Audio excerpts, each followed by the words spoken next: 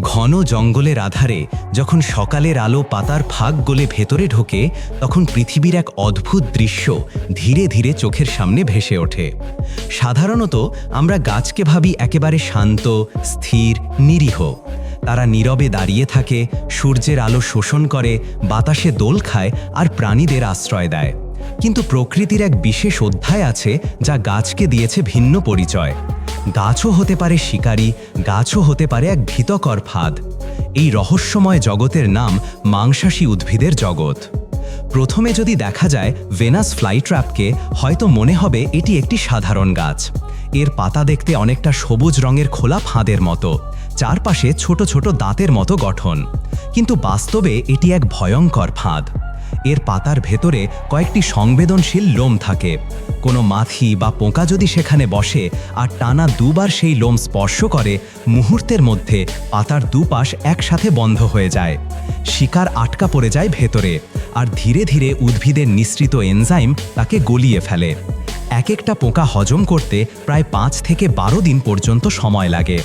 পরে গাছটি আবার ফাঁচ খুলে দেয়, খালি খোলস উড়িয়ে চলে যায় বাতাসে, যেন প্রকৃতির নীরব হত্যাকারী। এরপর যদি চোখে পড়ে ড্রোসেরা বা সানডিউ, দূর থেকে মনে হবে পাতার গায়ে ছোট ছোট শিশির জমেছে। সকালের সূর্যালোকে সেই শিশির বিন্দুগুলো ঝিকমিক করে, কিন্তু এরা আসলে শিশির নয়, আঠালো তরল। কোনো পোকা যদি এসে বসে, তখনই সে আটকে যায়। শিকার যত থররাজ করে, ততই গভীরভাবে আটকে যায়।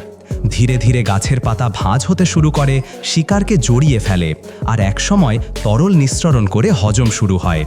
সূর্যালোকে ঝলমলে এই সৌন্দর্যের আড়ালে লুকিয়ে থাকে এক নির্মম সত্য। অন্যদিকে আছে পিচার প্লান্ট, যা দেখতে অনেকটা ফুলদানির মতো। এর ভেতর থাকে মিষ্টি ঘ্রাণ আর মধুর মতো তরল। পোকামাকড় সেই ঘ্রাণে মুগ্ধ হয়ে উড়ে আসে, কিন্তু ধার ঘেঁষেই থাকে পিচ্ছিল স্তর। একবার ভেতরে পড়ে গেলে আর ওপরে ওঠা যায় না। তরলের মধ্যে ডুবে দিয়ে ধীরে ধীরে শিকার হজম হয়ে যায়। দক্ষিণ পূর্ব এশিয়ার জঙ্গল জুড়ে এই পিচার প্লান্টের বিস্তার। কিছু প্রজাতি এত বড় হয় যে ব্যাঙ, এমনকি ছোট্ট পাখিও তাদের শিকার হতে পারে। গবেষকরা একবার এক প্রজাতির পিচারের ভেতরে ছোট্ট ইঁদুরের হাড়ও পেয়েছিলেন। ভাবুন তো, গাছ যখন পাখি বা ইঁদুর হজম করতে পারে, তখন প্রকৃতিকে কতটা রহস্যময় মনে হয়। এবার চলুন যাই পানির নিচে। এখানে লুকিয়ে আছে ব্লাডার ওয়াট নামের মাংসাশী উদ্ভিদ।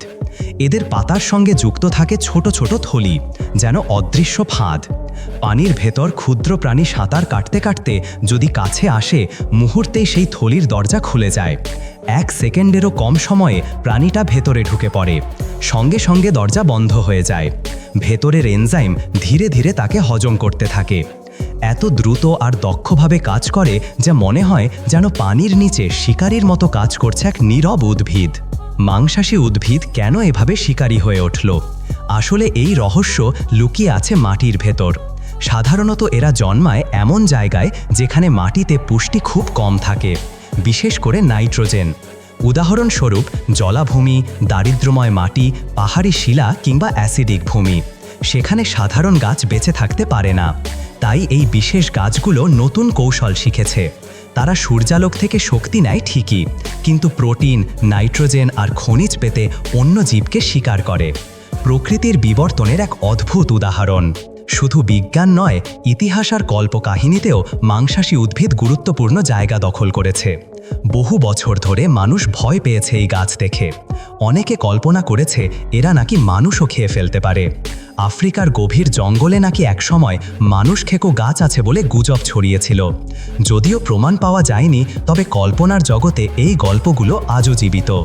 এখন যদি কোনো গবেষককে দেখা যায়, তারা ঘন্টার পর ঘন্টা বসে পর্যবেক্ষণ করছেন একটি সানডিউর পাতা কিভাবে ধীরে ধীরে শিকারকে জড়িয়ে ফেলছে। মাইক্রোস্কোপে দেখা যায় ছোট্ট পোকামাকড় কিভাবে ধীরে ধীরে গলে যাচ্ছে। একদিকে প্রকৃতির নির্মমতা, অন্যদিকে অবিশ্বাস্য সৌন্দর্য। মাংসাশী উদ্ভিদের দুনিয়া কেবল শিকারই নয়, অনেকটা শিল্পকর্ম। প্রতিটি পাতার গঠন, প্রতিটি ফাঁদের কৌশল, প্রতিটি রং আর গন্ধ যেন সযত্নে তৈরি। প্রতিটি শিকারই যেন এক একটা নাটক। আলো, গন্ধ, আঠা, ফাঁদ সব কিছু মিলে তৈরি হয়েছে এক নিখুঁত কৌশল। জঙ্গলের ভেতরে যখন রাত নামে তখন এই গাছগুলো আরও রহস্যময় হয়ে ওঠে। অন্ধকারে ভেসে আসে নানা রকম কীটপতঙ্গ, আর তখনও নীরবে অপেক্ষা করে মাংসাশী উদ্ভিদ। যেন চাঁদের আলোয় দাঁড়িয়ে আছে এক একজন শিকারী। ধীরে ধীরে আমরা বুঝতে পারি মাংসাশী উদ্ভিদ হলো জীবনের সংগ্রামের প্রতীক।